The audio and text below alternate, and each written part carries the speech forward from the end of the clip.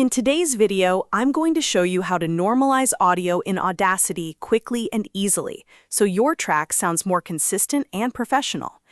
If you've ever recorded audio that's too quiet, too loud, or just uneven, normalization is one of the simplest ways to clean it up.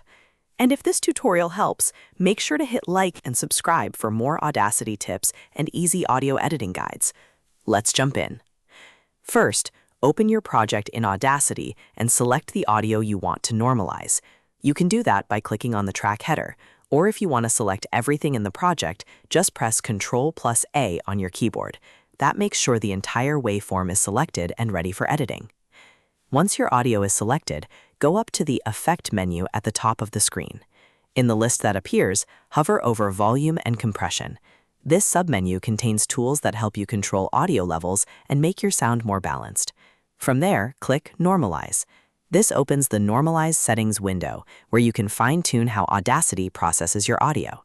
In this window, you'll want to check Remove DC Offset, which centers the waveform on 0.0 vertically.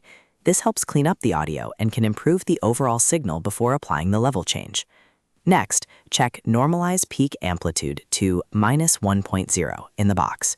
Setting the peak amplitude to -1.0 gives your audio a safe target level and helps prevent clipping while still making the track louder and more consistent. Once those settings are in place, click Apply. Audacity will process the selected audio and normalize it based on the settings you chose.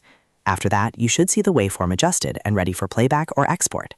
This is especially useful if you're preparing voice recordings, podcasts, tutorials, or any audio that needs a cleaner and more even volume level. And that's it. You've successfully normalized audio in Audacity. It only takes a few clicks, but it can make a big difference in how professional your final audio sounds.